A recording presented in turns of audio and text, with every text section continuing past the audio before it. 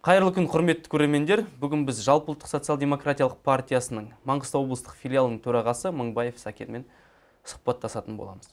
Сәкен, саламатұлы, қайырлы күн. Осы жақында Маңғыстау облысында республикалық бірінші форум өтті. Ол форумның атауы қоғам, білім, болашақ. Сол форумның аясында Маңғыстау облысының жерді партия төрағалары жергілікті облыс маслихатымен меморандумға қол қойды. Сол туралы қысқаша айтып кетсеңіз, ол қалай болады? Саяси партиялар жергілікті билікпен келісімге отырғаны ма? Әлде келісімге отырып қандай жұмыстар жасалады? Соны ашып түсіндіріп берсеңіз. Біріншіден барша халыққа ассалаумағалейкум. Рахмет бүгінгі осында шақырып, осында бір отырысқа сұхбат алып отқаныңызға. Бұл енді бірінші форум өтті. Ол форум орынтасында бізден әрине бәріне белгілі ғой. 6 партия мәжілісте бар, бірақ партия мәжілісте жоқ. Бірақ дегенмен оны бөліп жарып жатқан ешнәрсем жоқ. 7 арада отырдық. Ол жерде ол 7 бір-бірінің партия арасында отырған себебі маслихатпен бірлесте жұмыс жасау. Бірлесте жұмыс жасаудың ішінде бұл жерде біздердегі бірлесте мәселені бірге көтеріп шешу. Әрбір партия өзіндік жекелік оймен, әркім өзінің ұстаныммен, әркім өзінің қойған бағдарламасымен қызметін атқара береді. Оған ешкім шектеу жоқ. Бірақ елдің мәселесіне келген кезде бірге көтеріп, бірге атсалысуымыз керек дейтін ұғыным болды. Соны арқылы осыған жасалды. Біздің Маңғыстау облысында 2 партияда маслихаттың депутаты жоқ. Біреу Байтақта, екіншісі Маңғыстау облысында айтып отырмын, екіншісі біздің Жалпыұлттық социал-демократиялық партиясында. Дегенмен алдағы қадамдар осыған жұмыстанып жатырық. Өйткені ел арасында көріну, ел арасында біліну, мемлекеттік бағдарламалардың аясындағы маслихаттың жасайтын қызметінің толықтыру немесе бірлесте толтыру деп солай да жұмыстың сондай бағдарламасы солай келді. Сәкен, саламатұлы, бұндай процедураны, бұндай практиканы мен басқа аймақтарда көрген жоқпын. Маслихатпен саяси партиялар бір келісімге келіп, ортақтасып жұмыс жасауға. Бұл ой қайдан пайда болды? Кімнің ұсынысы болды негізі? Бұл ой ұсыныс жалпы Маңғыстау облысында, қысқа тарих айта кетейін, 2007 жылы отырған екен. Осындай келісім болған, бірақ ол жұмыс атқарылмаған, тек қана қағаз жөнінде қалып қойған. Олдан кейінгісін біздер осыны көтеріп отырып, тарихты көтеріп отырып, осыны қайталайық. Осы болсын дейтін Жалпыұлттық социал-демократиялық партиясынан ұсыныс болған. Оны маслихаттың төрағасы ешқандай қарсылық көрсеткен жоқ. Өте орынды, бірлесте жасайық деді. Оның механизмін ойластырып шығардық. Қалай қызмет атқару керек, әрмен қарай қалай қызметін жасайды. Тек қана қағаз бетінде қалып қою емес, елдің арасында бір тұжырымды, тұшымды жауапты болу үшін. Яғни сіздер 7 партия бірдей, бір деңгейде жергілікті билікпен қарым-қатынас болады. Бұның мүмкін өзінің себептері бар шығар. Бізді оппозициялық партия ретінде шеттетіп, соны сіз сезіп, маслихатпен келісе отыра бізде қатысайық деген ой болған сияқты болып көрініп тұр маған. Ондай болды ма? Оппозициялық партия, енді біздің партиямыз осы жылы ғана парламентке өтті. Үлкен идея, тың мәселелерді көтеріп жатыр парламент қабырғаларында, біздің 4 депутатымыз. Мүмкін сондай оймен, сондай бізді шеттету жағдайы болғаннан сізде ой пайда болған шығар. Әлде мен жаңағы себебін түсіне алмай жатырмын қазір. Ол бізге не береді? Біздің партияға. Бұл енді өзіңіздің жаңа сөз барысыңыз айтып кеттіңіз ғой, мәжіліске өткеннен кейін деп. Мәжіліске келгеннен кейін қазір көзқарас өте жоғары деңгейде. Қазіргі таңда халықтың өзі білімді, өткені қазір уже біліп отыр. Мәжілісте жоқ партия белгілі бір орынға дейін көтеріле алады да, одан ағарай сұрақты шешу қиын. Мәжіліске келгеннен кейін мәжілістің үстінде мәжілістен жоқтан қарағанда 2 есе жоғары деңгейде болады. Ол жерде біздің партиямыздың өзі Жалпыұлттық социал-демократиялық партиясы қалай мәжіліске келді, қазір көзқарасы оң жағынан ауды деп ойлаймын. Өзім шеттету бойынша оған бір ерекше айта кетейін. Қазіргі таңда жоқ шектету. Осы біз қала мәжіліске келдік, ешқандай жоқ. Бұның алдындағы мәселе енді ол мен айтпай-ақ та белгілі нәрсе. Оны мен көрсетпей-ақ та елдің бәрі біледі. Оны тарихты ешкім жасырып алып қала алмайды. Бүгінгі күн өткен ертеңгі тарихты айтылған сияқты. Бұның ойы негізгі түпнұсқасы келген нәрсеміз. Менен сұраған мәслихат төрағасы, бұл мен қандай ойда ойлап отырсың деп. Біз енді саясаткер болғаннан кейіннен ойлауымыз керек қой. Тек қана бір облыстың аумағында қалып қоймауымыз керек. Республика деңгейінде ойлануымыз керек. Республика деңгейінде қарауымыз керек. Бәлкім күшіміз жетсе, біліміміз жететін болса, тіпті әлемдік деңгейге де қарауға болады. Саяси тұрғыда. Сондықтан менің ойлаған бірден-бір нүкте нәрсем, әрбір партия ашылай бергеннен сол партияның қызмет жұмысын халық түсіну керек деп ойлаймын. Халық өзі біліп таңдауға еркін келу керек деп ойлаймын партияға. Осындай ұсынысым бар, осындай деп. Тек қана мәселе туындаған күні жаңа бір өшеде айта кеткен жөн болады деп ойлаймын. Нұрлан Иман дейтін азамат айтады ғой, басыңа күн түскен кезде Алла тағалаң бар екен білесің, мешітті бар екен білесің, басың мәселе шешілгеннен еш жерді білмейсің деп. Қазіргі халық сондай болып кеткен. Мәселе болған күні партияға келеді, жоқ күні келмейді. Олдан кейін қоғамдық қабылдауға келген азаматтардың, азаматшалардың мәселесін шешу. Тек қана жай ғана құр сөзбен, уәдемен ертең істеледі, я болмаса істелейін деп жатыр, я болмаса болмады деп қалмау. Үшіншіден, әкімшіліктің біз жазған хаттарға жауапты уақытында беріп, тұшымсыз жауаптар беріп жататын болса, оны мәслихат арқылы екінші рет көтеру. Сол кезде ғана уже әкімшіліктен өздігінен оған уже тұшымды жауаптарға дайын болып келеді деп ойлаймын. Бастамасы солдан болады. Төртінші мәселе бұл жерде келген кезде партия аралық бір-біріне деген кезде былай тілмен айтқанда саусақ шошайтып, анау ғой деп, немесе болмаса ол кісілер сондай ғой деп жаманды ысырапты сөздер айтпай, бір-біріне деген кезде сыйластық болу. Бесінші мәселеге келген кезде бұл партияның істеп отқан қызметі бір мәселені бір партия емес, ол барлығымыз бірге көтеретін болсақ, сол мәселені біз шешуге тырысуымыз керекпіз. Біз ел үшін келіп отырық, ел бізге сеніп отыр. Әрбір партияның артында мүшелі қаншама азамат бар, азаматшалар бар отырған. Солардың барлық мәселесі тек қана бір партияларда әрине өзіңіз білесіз ғой, енді асын сіз айтпай ақ қойын. Қаржы мәселесі не келген кезде біреулер жағында мүше болатын болсаң, неңді қаражат беріп отырасың, бір партияда тіпті жоқ. Мысалы бізде вообще алынбайды, ондай нәрсе жоқ. Сол біреулер айтып жатады, біз тек қана соған ақша беріп отырық, сөйтіп отырық, бүйтіп отырық, біздің мәселеміз шешпейді деген сияқты. Сондай мәселелер болмауға байланысты. Осы күнге дейін өзіңіз білесіз, біздер тас жолын, асфальт, яғни айтқанда тас жол мәселесін қозғағанбыз, көтеріп келгенбіз. Сол бойынша біз енді ол бар салыну керек жер екенін көрсеткенбіз. Салып жатқан нәрсесі ертеңгі таңда нәтиже бермейтін деген оның ешқандай орысша айтқанда качество деп жатады ғой, сапа жоқтығының сапасы жоқтығы екенін дәлелдегенбіз. Енді ол республика деңгейінде үлкен. Сол сіздің көтерген мәселеңіз, асфальтты көтеріп, жай бір кілем сияқты төсей салды деп бүкіл халыққа жария еттіңіз. Одан кейін вайнер, блогерлар барып түсіріп, арнайы соны көрсетіп, бір күлкі ретінде жаңағы асфальттың салынған сапасын көрсетті. Ол содан кейін қандай өзгеріс болды? Мен негізі бұл сұрақты қояйын деп отыр едім. Сіз өзіңіз алдыға кетіп кетіп, ол мәселе шешілді ме? Ол асфальт алынып, қайтып салынды ма? Яғни сіздің көтерген мәселеңіз. Мен қазір мына 6-шы нәрсені айтып жіберейін. Біздің жаңа партиялық неге біргесте жұмыс жасап отырық, неге бірге қызмет атқарып отырық деген сұраққа толықтай жауап беріп тастайын. Сосын алғансыз сіздің сұрағыңызға қайтадан ораламыз. 6-шы мәселе бойынша бізде бірлесте партияның бәрін бірге отырған себебіміз, біздің мәслихатта әрбір мәслихаттың ішінде әрбір партияның депутаттары бар.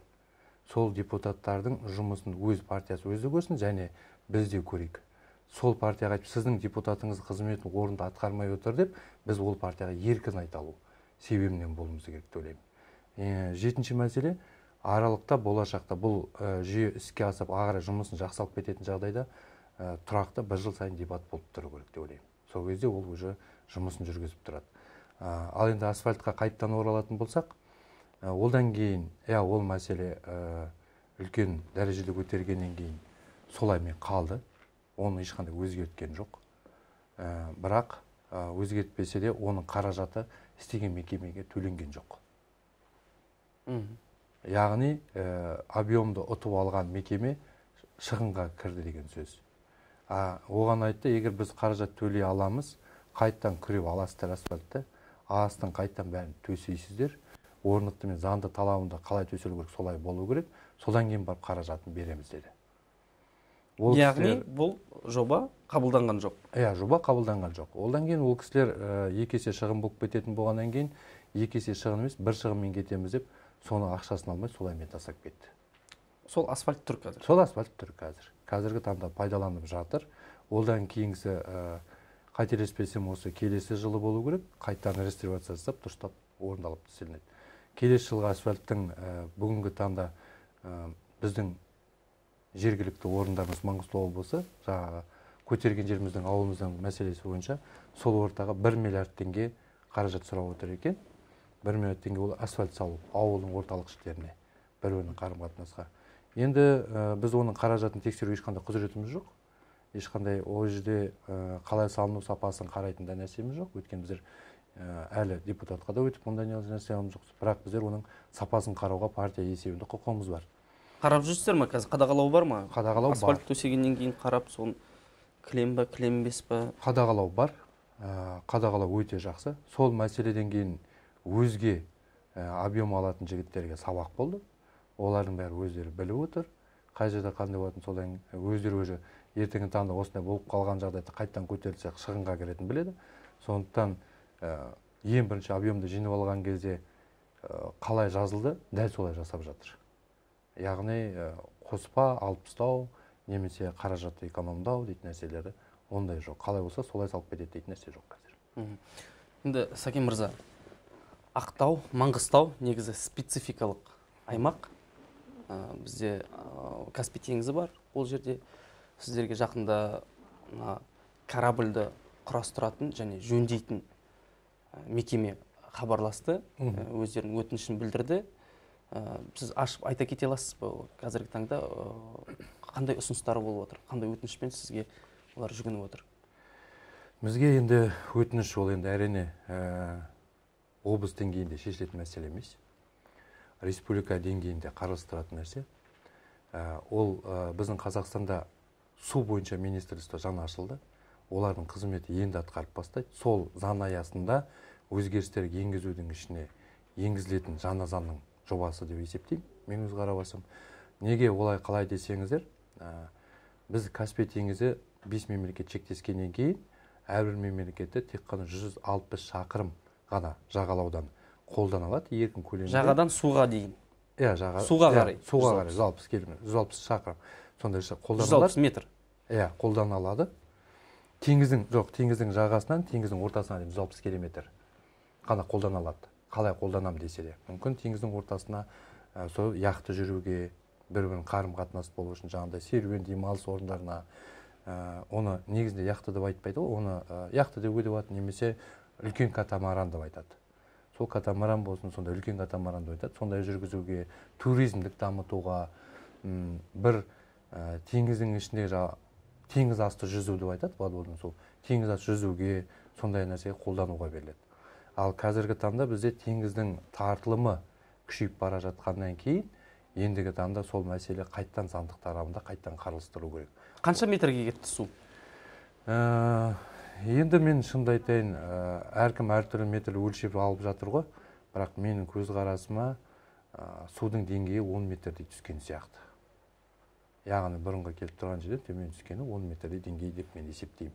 Яғни судың 10 метрге кетуі, жаңағы туризмнің, жаңағы корабльдердің жөндеуге тоқталуы, немесе баржылардың жүкті тиеуге өзінің бір кері әсерін тигізіп жатыр, иә? Сондықтан да бизнес өкілдеріне қалтасына ауыр түсіп жатыр.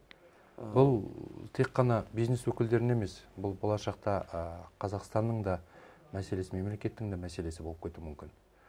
Неге олай болып кетуі мүмкін? Өйткені қазіргі таңда ол бизнесмендерден біз налог түсіп тұр. Ертең ол бизнесмендер тұрып, біз жасауға ыңғайсыз, біз бұл арада жасай алмаймыз десе, яғни бізге түсіп тұрған халыққа ертең бөлінетін немесе тани алатын налогтан, яғни біз айырыламыз деген сөз. Яғни бюджеттеріңіз азайып кетуі мүмкін. Азаяды деген сөз, оны солай түсіну керек. Кейбір бұл жерде көбі азаматтар ойлайды, тек қана бизнесмендердің қамын ойлап қана жасап жатыр, тек қаражат үшін ғана деп. Олай емес, ол мемлекетке түсетін қаражаттың аз болғаннан кейін мемлекеттің салу бір нәрсе жанардан өзгерту қаражаты жоқ болып қалып, ертеңгі таңда кредит дейтін мәселе тұрады артында. Сол мәселеге шоғындырады. Біз ол мәселеден шығып кетудің амалы, оны болдырмауға тырысуымыз керекпіз. Біз солай түсінуіміз керек. Әрбір қазақтың азаматы осылай түсінетін болса, ол елде әрқашан құлдырау болмай дамитын мемлекет болып есептеледі. Енді тағы Маңғыстауда тағы бір мәселе бар, жұмыссыздық. Яғни жергілікті биліктің айтуы бойынша жұмыс бар. Бірақ жергілікті халық мынау көптеп мұнай саласына жұмысқа кіргісі келеді. Мысалы, әскери бөлімдерге жұмыс жеткіліксіз, тағы да басқа да салаларға жеткіліксіз, бірақ халық тек қана мұнайға барғысы келеді дейді. Ол неліктен халық? Біріншіден, бұл жерде жалақы мәселесі. Жалақы мәселесі, жалақы қазір көп болуына байланысты сол жерге барып тұр. Ол бірінші мәселе. Екінші мәселе, ол жалақының артында көптеген мәселелер бар. Дұрыс отбасын бағу керек, бала шағасын қыдырту керек, өзде жақсы жерлері бар керек. Ол мәселе солда. Үй алу керек, көлік алу керек. Өйткені айтатын болсақ, тұрмыстық жағдай көбейіп кетеді. Мен шынымды айтсам, қайдан басталды? Бұл ең бірінші 2007 жылдан басталып қозғалып келді да, 2011-ден бастап уже халықтың арасында мұнай саласына жұмыс қалуды тоқтатамыз деп тоқтатып тастады. Соның аясынан басталып кеткен қазіргі проблема мәселе солда болып тұр. Енді қазір ойлап отыр, халықты қайттан сол мұнай саласын жұмысқа кететін болсақ, мұнай саласында мекемелер бюджеті көтермейді деп. Өйткені жалақы бұрынғыдай емес, өсіп кетті. Ал бұлардың сатып отқан объемы бұрынғы сол бір қалыпты объем, сатып отқан өсімі ондай қатты үлкейіп жатқаны жоқ. Соған мәселе бойынша сондай болып тұр. Мен ойлаймын, бұлдан бір шығу амалы кешегі болып жатқан жағдайлар шақты. Жас айырмашылығын айтып жатыр. Президенттің өзі айтты, Қасым-Жомарт Тоқаевтың өзі. Жастың пенсия шығатын азайтамыз. Сол ойлағандай, қазіргі таңда мұнай мекемелері күрделі ауыр жұмысқа жатпайды бұл. Оны ашып айту керек, адам түсіну керек. Ауыр жұмыстан алынып тастады, яғни статус түсті. Бұрын көмірмен біргедей еді, қазір соған статус түсті. Яғни адам денсаулығына зиян келтіретін жұмыстардың санаттарында болды, иә? Бұрын санаттарында болды, қазір алып тастады. Күрделі жұмысқа кірмейді. Жеңілденді жұмыс деп, жеңілдендіріп аударып тастады. Бірақ жеңілденді десе де, ол жерде қайт кемінде мұнай шығып жатқаннан кейін газ шығады, газ шыққаннан кейін неше түрлі химиогендік нелер шығады, ол адам денсаулығына зиян болады. Ол жерде ешқандай ауа шығармай жатық дейтін нәрсе ол өтірік болады. Оны айтатын нәрсе шындығын айту керек. Енді әр жұмыстың әртүрлі өзінің бабы бар. Мұнай саласында әркім өзінің қызметі бар. Біреуі жердің астына кірмесе де, жердің астында мұнайды бетке алып шығу керек. Ол біреуі сол тұрбаның ішіне жатқан мұнайды әрмен қарай, жоғары қарай жіберу керек дейтін мәселесі бар. Енді бұл арада мен айтқым келіп отқан нәрсесі, сөздің түйіндігіне келтірген кезде 55 жастан қалып пенсияға шығару керек. Мен өзім ұсынысын солай айтар едім. Пенсияны 55 жастан қалып шығаратын болсақ, менің есебіме салатын болсақ, Маңғыстау облысында 8 мыңға жуық мұнайшы пенсионер болады. Қалған орны босаса, онда біз сол орынға 8 мыңға жуық сол жұмыс сұрап жүрген азаматтарды алуымыз керекпіз. Яғни жұмыс мәселесі шешілуі мүмкін осы. Егер солай шешсек, мен жұмыстың мәселесі шешіледі деп ойлаймын. Егер олдан әрмен қарай 8 мың адамды біз пенсияға шығарып жібердік, енді қалай жұмыс жасаймыз, енді ол қалай болады дейтін жағдай болатын болса, шындығын айту керек.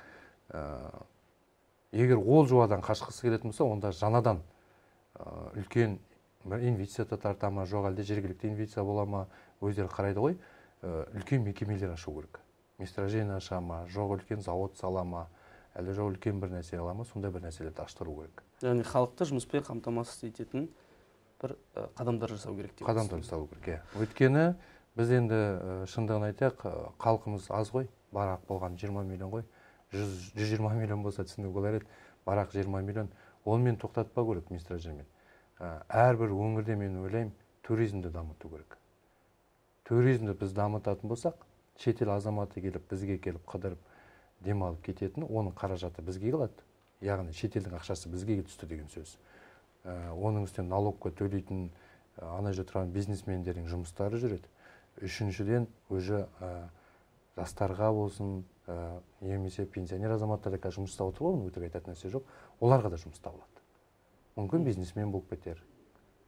Кім біледі? Сакен мырза, енді мен соңғы сұрағым, сіз 3-4 жылдай біздің жалпы социал-демократиялық партиясының Маңғыстау облыстық филиалын басқарып келе жатсыз.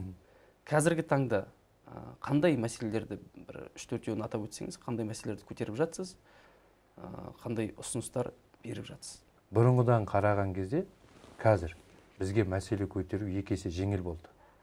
Өйткені біз облыс деңгейінде мәселені көтереміз, әрмен қарай депутаттарға береміз мәжілістің. Олар мәжілістің деңгейінде оны сөзбен жеткізбесе де қағаз жөнінде жазбаланып ағара беріп жіберіп жатыр. Ол депутаттар сауалнамасына жауап беру тиісті болғаннан кейін бізге жеңіл болып жатыр жұмыс жасауымызға. Олдан қалғаны екінші мәселе өткен, жаңа өзіңіз атап өткенде әртүрлі мекемелердің жағдайларын шама келгенше соны тырысып жатырық шешіп беруге. Мен ірі-ірілерін айтайын. Әрі онымен қатар микрорайон мәселелерін көтердік. Микрорайонның ішіндегі жол жоқтығы, мектептің, садиктің жоқтығы, онымен қатар жарықтың уақытында жанбайтындығы, болмайтындығы, онымен қатар сол бір шағын ауданның ішіндегі мәселелердің бәрін толықтап жұмылдырып, бір 17 пункт болу керек, мен қазір есімде қалғанын айтып отырмын. Сол мәселелердің бәрін көтеріп жатыр. Ыссы судың болмауы деген сияқты, газдың кейбір домдарға жеткіліксіз келуі, соның бәрін көтердік. Ол шешім шығып жатқандары бар. Алда шешім шығады. Міне, Алла қаласа келесі жыл дейтін бір микрорайонның қазір 35-ші шағын аудан дейтін бар Ақтауда, сол мәселесін күтіп отырық. Оның себебі не үшін болмай жатыр? Қыстық уақыт отопление маектен бізден шығады. Сол маектен келгенше салқындау болып келеді, өзінің температурасына жоғалтатынына байланысты. Қазір әрбір шағын аудандардың ішіне қосымша ретінде қызуды күшейтіп беретін қылып салып жатыр.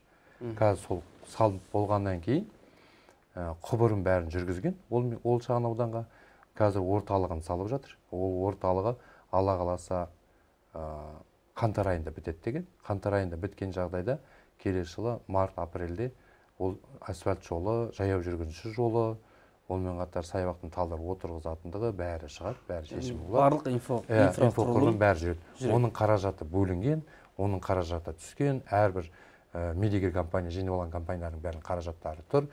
Ол жерде тек қана мәселе болып тұрған қазір мына жылуды қосымша ретінде жылытып күшейтетін нәрсені соның салып алу мәселесі болып тұр. Ол енді сол қаңтар айында бітсе, бітті. Келесі жылға бәр мәселе шешіледі.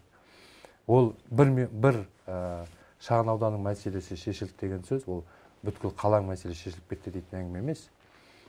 Біздер жаймен осылай, орысша айтқан поэтапно дейді ғой, по мәселе бойынша осылай біз келе беруіміз керекпіз. Яғни сіз әр мәселеге тиянақты қарап, қадағалауын жасап, ұсыныстарын беріп жатсыз шешілуге. Ұқыпты болуға, партияның деңгейін көтеруге, халықтың ортасына сенімге түсуге. Ой, жай ғана партия ертең сайлау келген кезде шығады, басқа уақытта жоқ дейтін әңгіме болмауға, халықтың ортасынан көзге түсуге, бәрін білдіруге, солай болады. Біз сол мәселені көтергеннен кейін халықтың ортасының ішінде өткен мынандай жан ашитын, елге деп жүгіріп жүрген азаматтардың тағы қағаз жазбаша түсіп, әкімшілік осы кешегі 1-2 күннің ішінде жиын өткізді, халықпен кездесті. Бұндай жағдайға дейін, бұл уақытқа дейін болмаған. Бәлкім әкімнің жаңа әкім келуіне байланысты да шығар, қаланыңға. Облыстың әкім жаңадан өзгеруіне де байланысты шығар. Бәлкім біздің жазғанына да байланысты болуы мүмкін. Дегенмен сол ортаға бір сепші болдық деп мен ойлаймын. Сол бір қозғалысқа. Сол осы мәселен солай болып келіп жатыр. Сакен мырза, біз сіздердің белсенді жұмыстарыңызды әлеуметтік желілерден көріп жатырмыз, партия сайтынан да шығып жатыр, көтеріп, мәселен шешу жолдар табылып жатқан. Енді уақытыңызды бөліп, келіп сұхбат бергеніңізге алғысымызды айтамыз, және де жұмыстарыңызға сәттілік тілейміз. Рахмет, бәріңізде, сізге де рахмет. Осындай уақыт болып, сізді менен осы шақыртқаныңызға рахмет. Мен де бірден сразу қуақып келістім. Өткен өңіріміздің мәселесін осындай ашық, әңгіме айту орынды болу керек деп ойлаймын. Осындай қызметімізді бірлесіп атқара берейік. сізді жиі шақырыңыз, бізді жиі керек. Осындай жиі келген сайын жаңа бір белсенділерді, жаңа бір белестерді бағындырып келіп отырайық деймін. Әлбетте. Рахмет сізге де. Рахмет.